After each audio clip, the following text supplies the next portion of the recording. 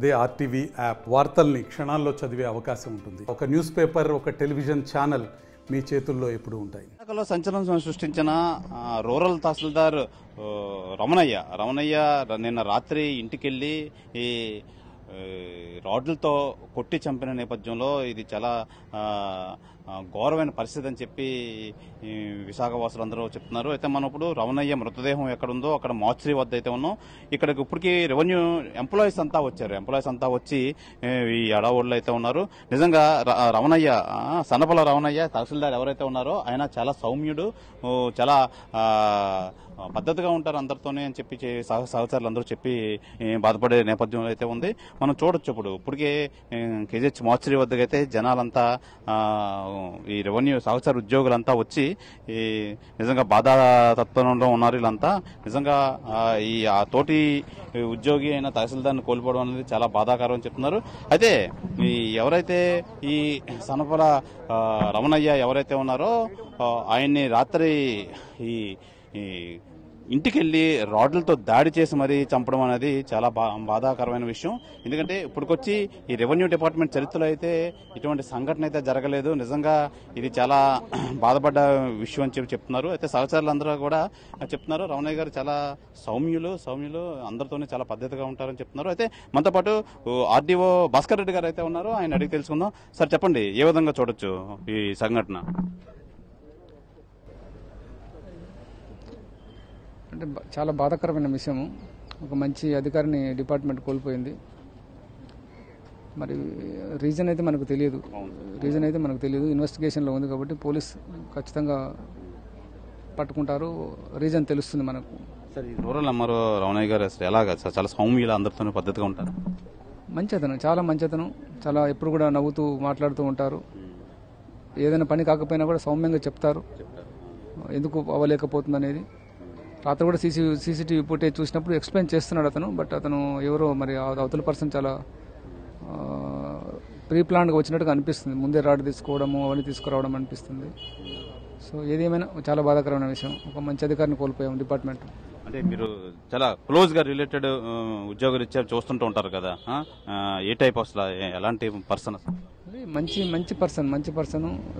ఎప్పుడు జనాల మీద కోపగించుకున్నట్టు కూడా నేను ఎక్కడ వినలేదు. కంప్లైంట్స్ కూడా మనకు పెద్దగా అతను కోపంతో ఉన్నాడు, పనులు చేయట్లేదని కూడా మనకి ఎక్కడ ఇన్ఫర్మేషన్ లేదు.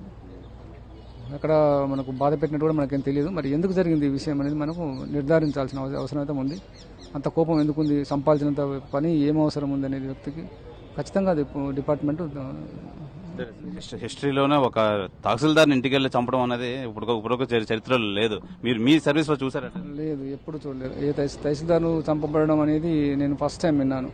ఏదో తెలంగాణలో ఏదో ఇన్సిడెంట్ జరిగిందని తప్పితే ఇంటికి వెళ్ళిపోయి అటు మరీ కొట్టి చంపేంత అవసరం ఏదంటే పని చేయించుకోవాలి తప్పిస్తే మరీ కొట్టి చంపాల్సినంత అవసరం ఎందుకుంది?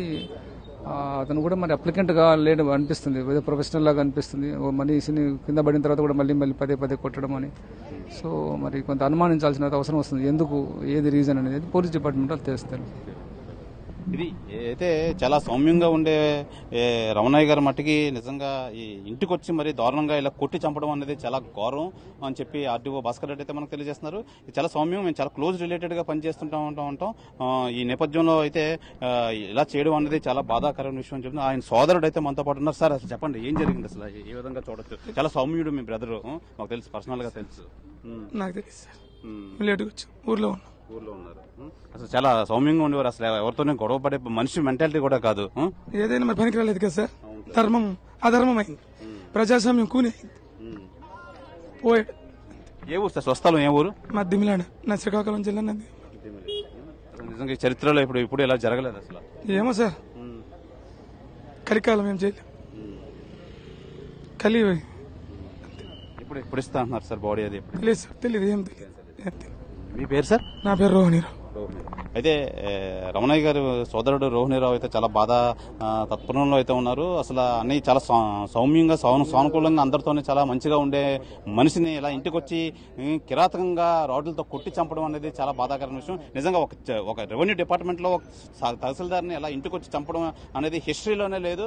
అలాంటిది ఇది కలికాలం అని చెప్పి చాలా బాధపడుతున్నారు రమణయ్య గారి సోదరుడు రోహిణీరావు. అయితే మనం ప్రధానంగా చూడొచ్చు ఇక్కడ మొత్తం రెవెన్యూ డిపార్ట్మెంట్ సంబంధించి మొత్తం అంతా వీళ్ళంతా నిజంగా ఒక సహచరుని కోల్పోయిన నేపథ్యంలో వీళ్ళంతా చాలా బాధ తత్వంతో అయితే వీళ్ళంతా ఉన్నారు.